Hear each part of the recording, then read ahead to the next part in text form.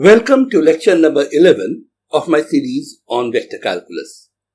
Today's lecture will deal with one single topic, a topic which is of immense importance in mathematical physics, indeed in physics, but one which, however, does not often get its full due in a standard course. This is the Helmholtz theorem, and I have already talked about the theorem in the last lecture. In fact, I have given you the statement. Today's lecture will mainly be on the proof of the theorem. However, we will take a look at the background as to why this theorem is necessary. Once again, I'm saying once again because we already have discussed this in the last lecture. But this is such an important thing that a bit of repetition may actually be a good thing to have. Let us now turn to a very important topic in physics. Electrostatics. In electrostatics, the electric field, of course, plays a central role, and the major equation which tells us how much an electric field in a given scenario will be is given by Gauss' law. In the differential form, the Gauss' law essentially tells you that the divergence of the electric field is related to the charge density. Divergence of E is rho over epsilon 0. However, this isn't enough to completely specify the electric field. As we all know, there are plenty of fields with zero divergence, fields which we call solenoidal. Now, if you have a solution to divergence of E equals rho by epsilon 0, you can add to that any solenoidal vector field, and the result, of course, will have the same divergence.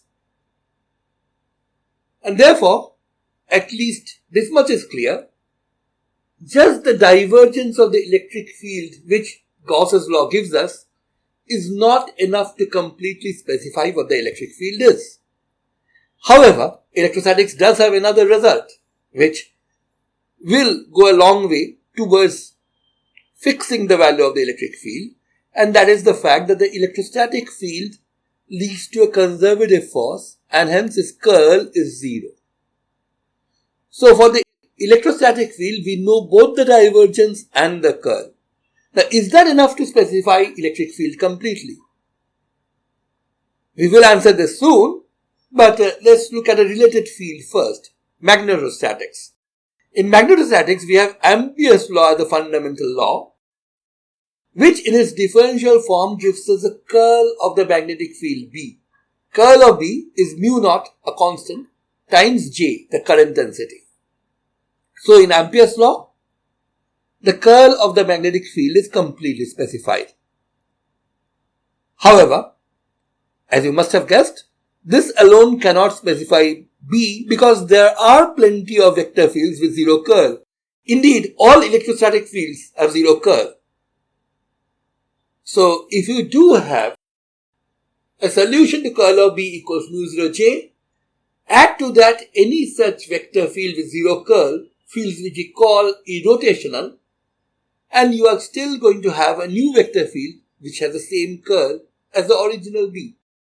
So, curl of B equals mu naught J cannot specify B in its entirety.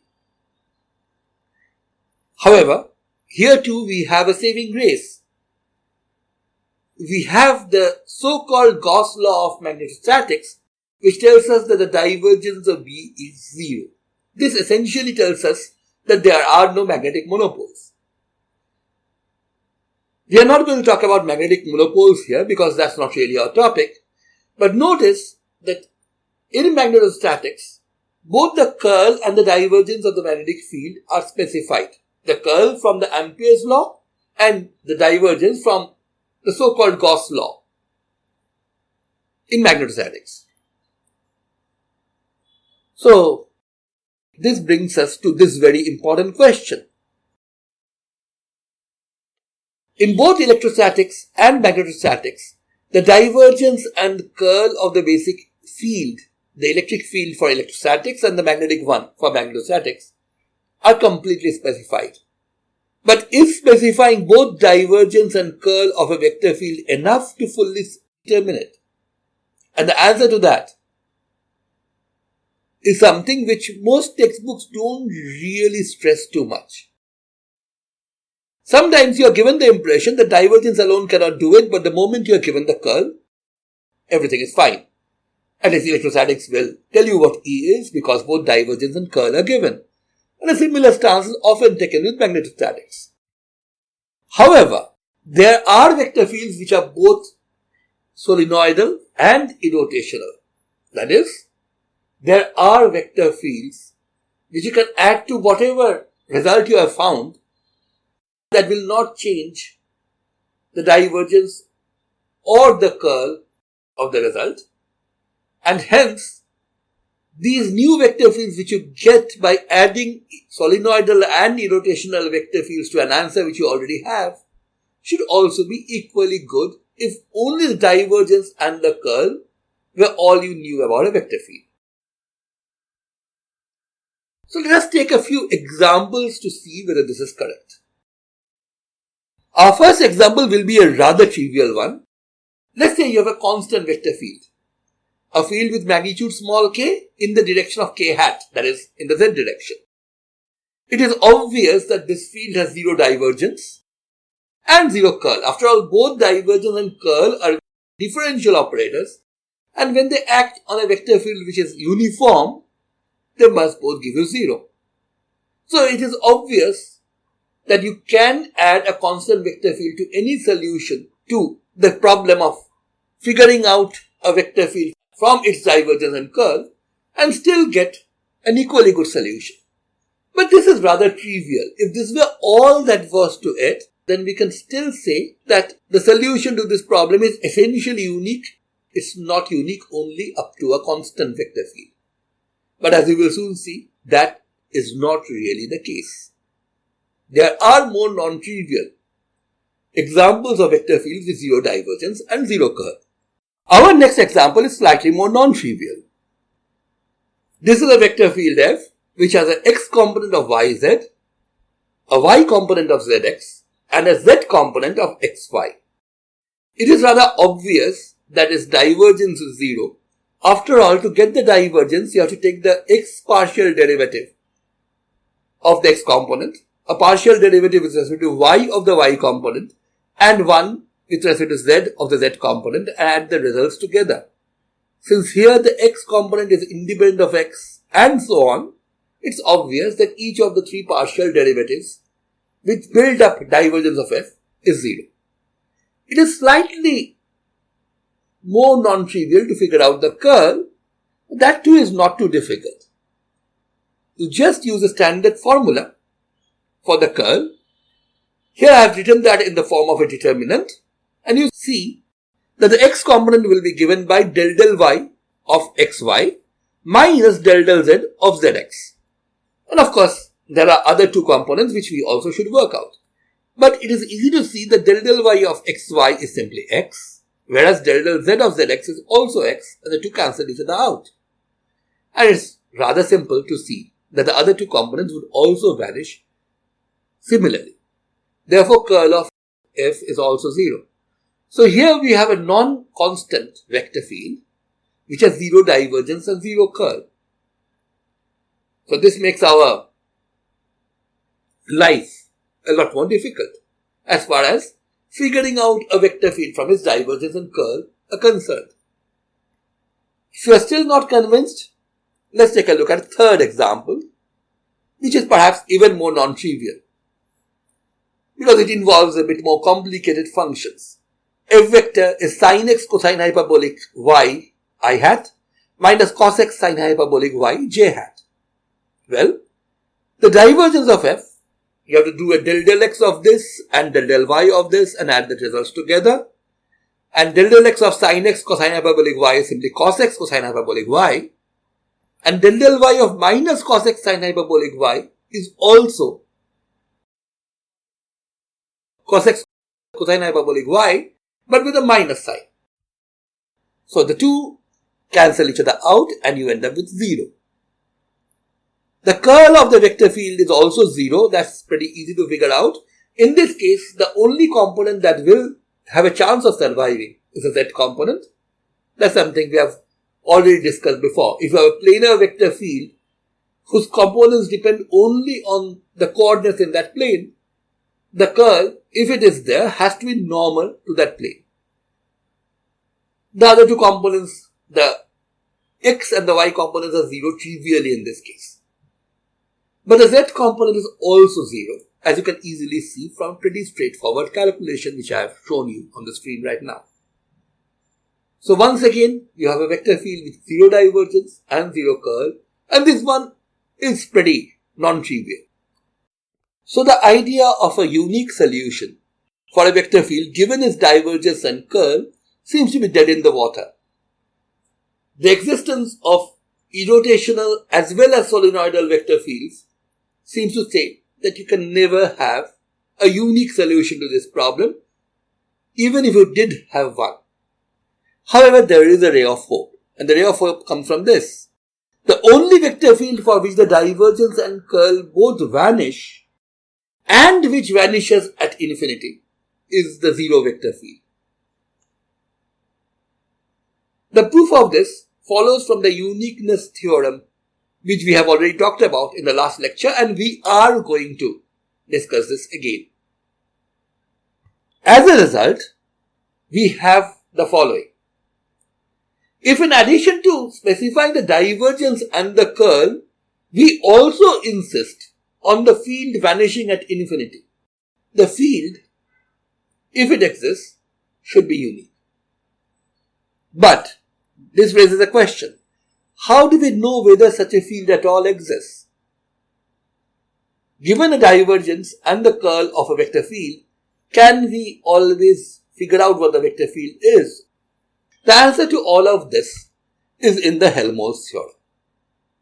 Before we talk about the proof of the Helmholtz theorem and what it says about calculating the vector field from its divergence and curl, we must deal with the necessary piece of background.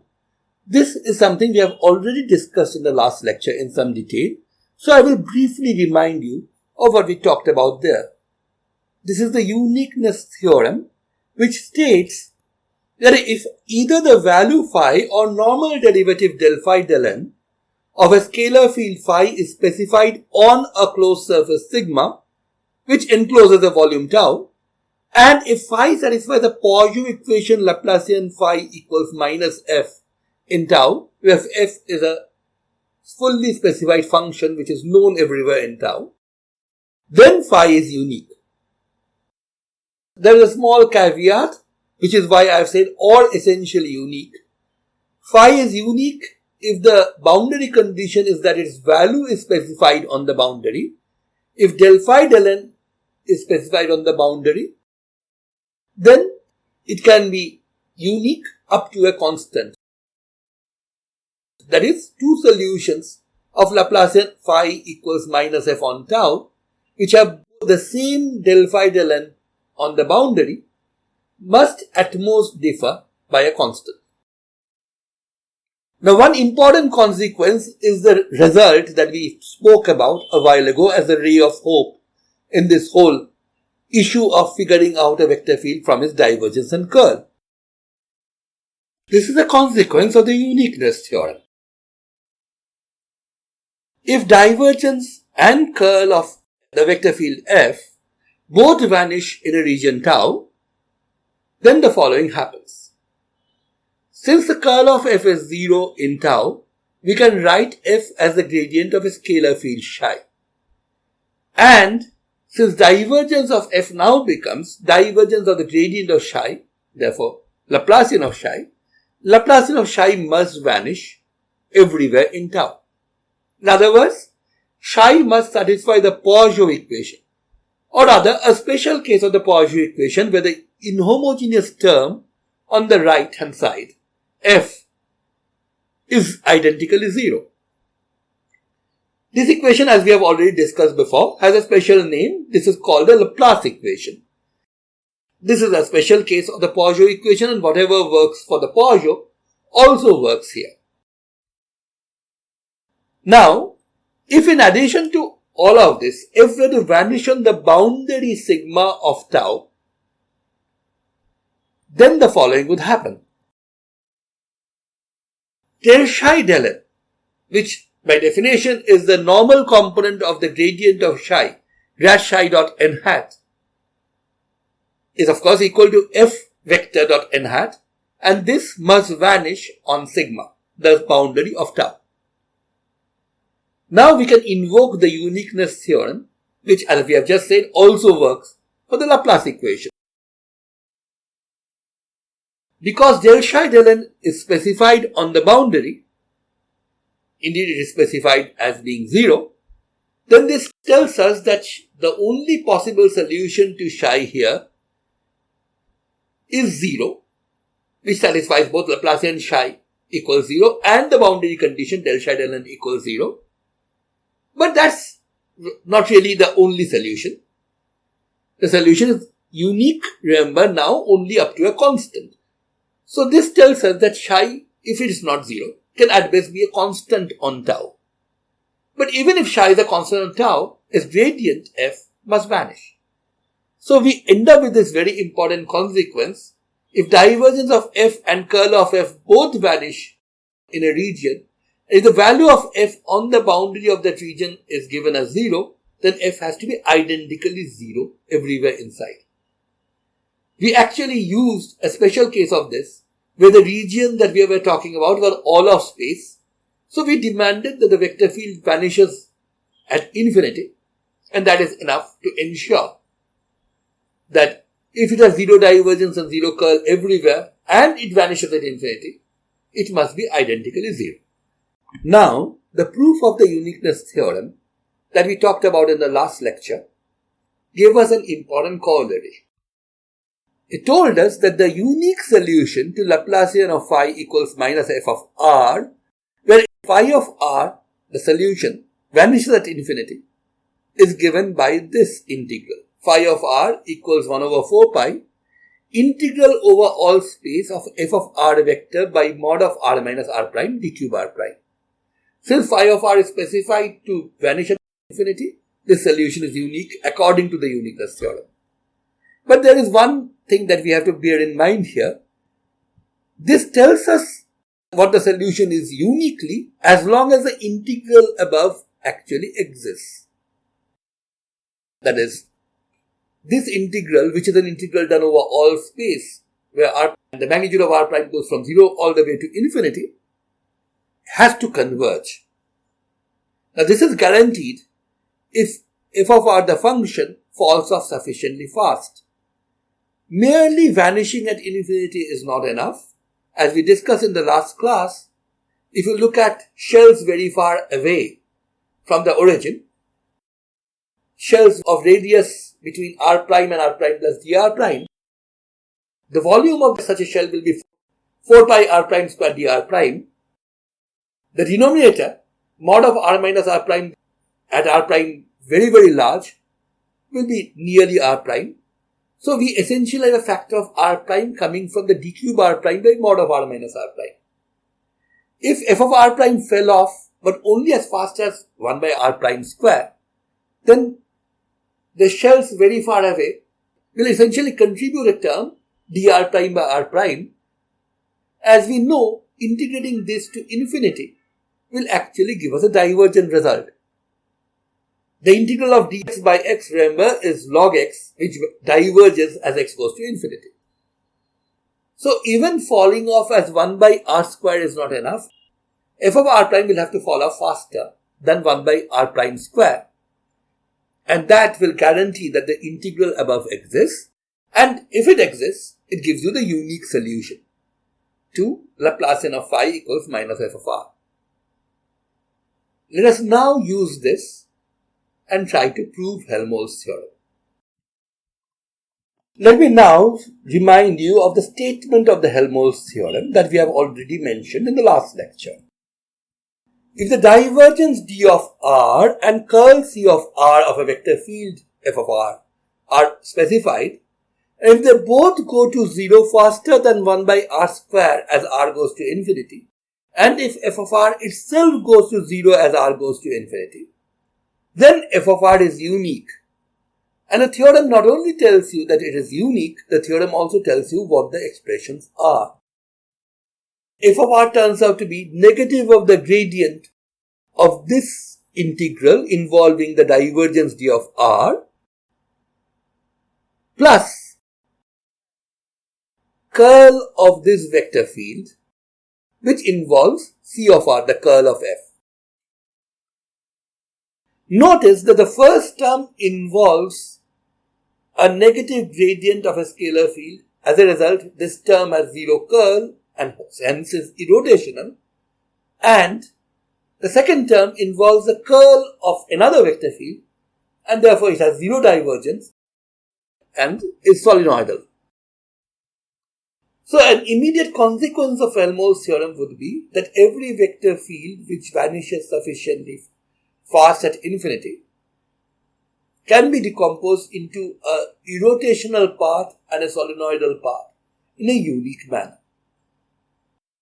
From the expressions itself, you should really be able to see the signs of the uniqueness theorem at play. Indeed, the integrals involved here should remind you of the solutions to Poisson equation that we wrote down a while ago. And this, of course, is not an accident, as we will soon see when we start talking about the proof. Our proof of the Helmholtz theorem starts with a claim which is actually inspired by this result. We are going to claim that there exists a scalar field u of r and a vector field w of r such that f of r can be written down in the form minus grad u plus curl of w. Just ignore the f prime r for the time being. Indeed, what we are going to show is we can calculate u and w given the divergence and curl of f of r. Not necessarily uniquely, we are not making statement about that right now. We are saying that this decomposition of vector field f into solenoidal part and an irrotational part, that decomposition is unique. We are not making a statement about u or w at this stage. But before we go any further, let's talk about this additional piece f prime r. You might think that just starting with f of r equals minus grad u plus curl of w is a bit circular. After all, we want to prove that the vector field f can be uniquely written down as the sum of an irrotational part and a solenoidal part. And we have just done that. We have assumed the thing that we want to prove at the very beginning. I've also introduced an additional piece f prime r, just to put your minds at ease. Now what we are going to show is we can find a u and a w such that this minus grad u piece, which of course is irrotational, will be able to give me the entire divergence of f. And the curl of w piece will be enough to give me the curl of f. And both of these pieces vanish at infinity. Now remember, what we know about f is its divergence, its curl, and the fact that it vanishes at infinity. If grad u and curl of w are enough to give you the divergence and the curl correctly, then f prime r must be a vector field which has zero divergence and zero curl, because we want to keep the divergence and curl that we have obtained from these two terms. And we also don't want to mess up the fact that minus grad u and curl of w vanish at infinity. So f prime of r has to vanish at infinity. Now the uniqueness theorem that we quoted a while ago tells us that a vector field which has zero divergence and zero curl and vanishes at infinity must actually be zero. So we don't need such a term. Let us now try to figure out what the scalar field u and the vector field w are going to be. Let me point out once again that we are not claiming that u and w are necessarily unique, but we have just proven that the minus grad u part and the curl of w part, if they exist, those must be unique. Now, if the claim is valid, then if we calculate the divergence of f, d, we must get divergence of minus grad u plus curl of w And since the divergence of a curl is always 0, divergence of minus grad u must be minus Laplacian of u. What about the curl? If we calculate the curl of f, we must get c. But that's curl of minus grad u plus curl of w.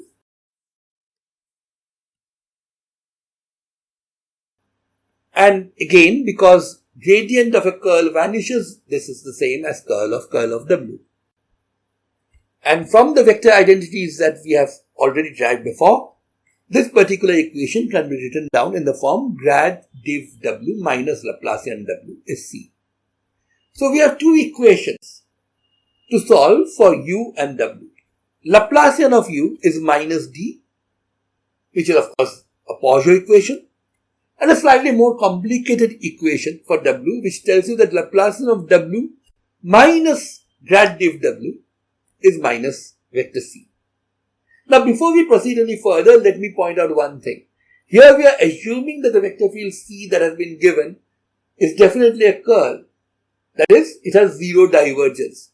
If the vector field that has been specified as the curl of f is not solenoidal, does not have zero divergence, then we can be sure from the very outset that such a field f cannot exist. So we are leaving those questions aside. We are assuming that the d that has been given to us is really the divergence of a vector field, and the c that has been given to us is really the curl of the same vector field. And therefore, c from the very outset must be a solenoidal field, must have zero divergence. Now comes the question of solving these equations. The first one, the one for u, is rather simple because we already know how to solve the Poisson equation. The case for w seems to be a bit more complicated, but let me point out that w itself does not really appear in our decomposition for f. What appears in the decomposition is the curl of w. And since that is the case, we can actually change w by adding to it the gradient of an arbitrary scalar. If you replace w by w prime, which is w plus grad chi, then it does not change its contribution to f at all. After all, curl of w prime is curl of w plus curl of grad chi, and curl grad chi is 0. So, one thing is settled at this stage. Even if our decomposition of f into an irrotational and a solenoidal path were unique, we still haven't proven that. The vector field w that goes into the decomposition definitely cannot be unique. You can add any gradient of a scalar to the answer and you will still get the same final result. But let us now focus on the divergence of this new vector field w prime. Divergence of w prime will of course be the divergence of w plus grad chi, and that is divergence of w plus Laplacian chi. And this result suggests a way to simplify our equation for w. What we can do is choose our scalar field chi wisely. And the wise choice here is to take chi to be this expression, minus 1 by 4 pi times the integral of divergence of w at r prime divided by mod of r minus r prime d cube r prime. Now it's easy to see why we have made this choice. Because if this were the case, then calculating the Laplacian of chi will give us exactly negative of the divergence of w. This of course is nothing but the standard solution to the Poisson equation with minus divergence of w on the right hand side. And therefore, if we choose chi like this, we will have divergence of w prime equals 0. So in other words, what we can always do is replace the vector field w by w prime, which will not change its contribution to our vector field f, but we also have the additional simplifying feature that the divergence of this w prime is 0.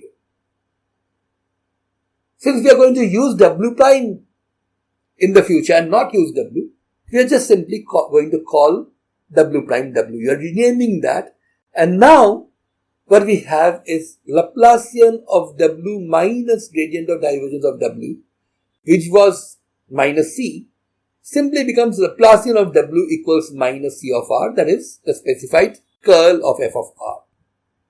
So we now have a couple of equations for our scalar u and vector w, both of which actually have the same form. They are both Poisson equations. Strictly speaking, what we have here are 4 equations, 1 equation for the u and 3 for the 3 components of w. But then our job is almost done. We do know how to solve the Poisson equation, and as far as we are concerned, as long as d of r and c of r, the right hand sides here, vanishes at infinity faster than 1 by r square, then these 4 equations have unique solutions. The unique solution in this case happen to be given by these expressions. U of r is 1 over 4 pi integral over all space of d of r prime by mod of r minus r prime d cube r prime, and w vector of r, this essentially is all the 3 solutions to the 3 Poisson equations for wx, wy and wz rolled together, is given by 1 over 4 pi integral over all space of c of r prime divided by mod of r minus r prime d cube r prime. And as we have already explained before, the demand that d of r and c vector of r vanishes at infinity faster than 1 by r square is to ensure that these two integrals converge so that we get finite expressions for u of r and w of r.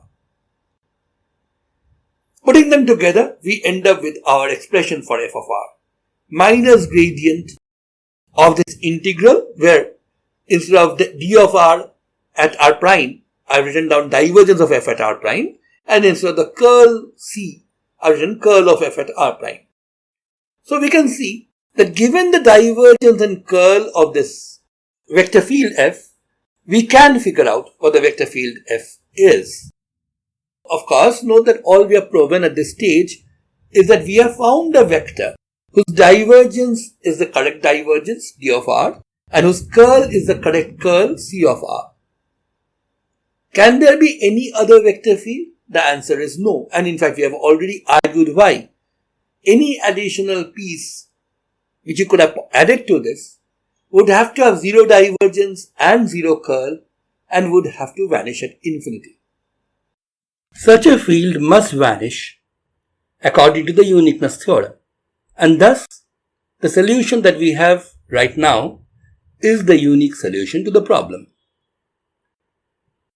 We can also write this in a slightly different form and state that every vector field that vanishes sufficiently rapidly at infinity can be uniquely decomposed into an irrotational part and a solenoidal part, where the irrotational part is essentially given by minus 1 over 4 pi gradient of integral of the divergence of f at r prime divided by mod of r minus r prime d cube r prime over all space, and the solenoidal part, the part with 0 divergence, is given by 1 by 4 pi curl of a similar integral, this time of curl of f at r prime divided by mod of r minus r prime d cube r prime. So basically, every vector field which falls off fast enough, here by fast enough I actually imply not only that f vanishes at infinity, but the specified divergence and curl that you can get from it would also fall off rapidly enough, faster than 1 by r square at infinity. Every vector field which satisfies this condition can be written down as a sum of the gradient of a scalar, actually negative of the gradient of u, and curl of a vector.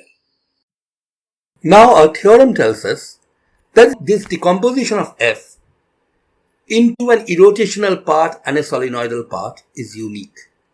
So this part which is minus grad of u and this part which is curl of w are individually unique vectors.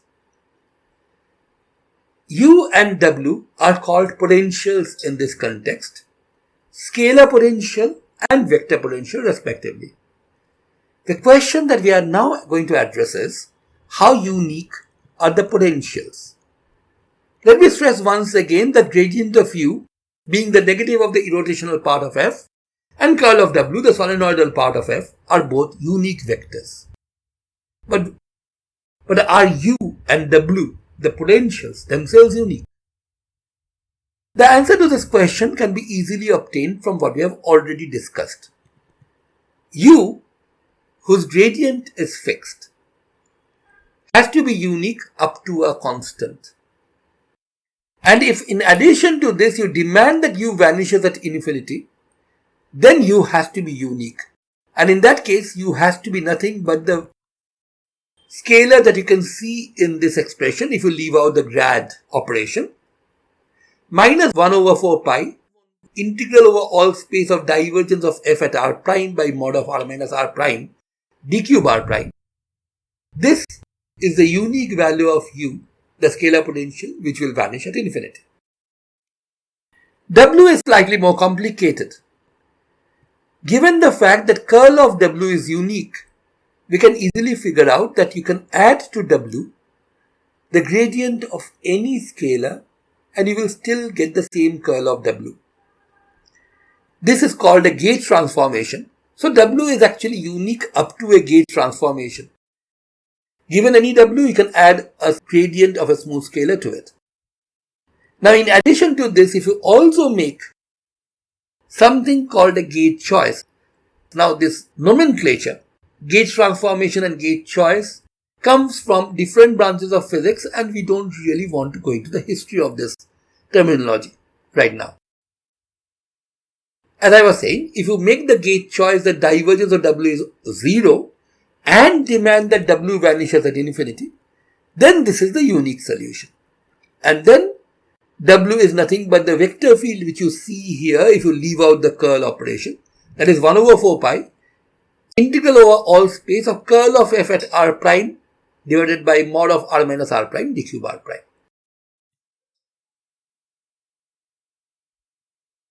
Let us now try to make use of this result and talk about the topics that motivated this discussion on Helmholtz theorem: electrostatics and magnetostatics. In electrostatics, as we said, divergence and curl of the electric field are both specified. Divergence of E is rho over epsilon 0 and curl of E is 0. Since curl of E is 0, the Helmholtz decomposition of E has only an irrotational part. The solenoidal part vanishes. And E therefore is of the form negative gradient of U, with U given uniquely up to a constant by this expression. 1 over 4 pi times 1 over epsilon 0, that's the extra epsilon 0 you have in the equation here, integral over all space of rho of r prime by mod of r minus r prime d cube r prime. A formula which should be familiar to everybody who has studied high school physics, because this is the standard formula for calculating the potential from the charge density. And as we have already specified, U is unique up to a constant, and if we demand that U vanishes at infinity, then this result is unique. Of course, rho of r prime must fall off fast enough at infinity, faster than 1 by r prime square, for this formula to be valid. In most situations, and in fact in all real situations, the charges we are interested in are only confined to a finite region. So rho actually vanishes beyond a particular distance from the origin. So the condition that rho r prime falls off faster than 1 by r prime square is automatically valid.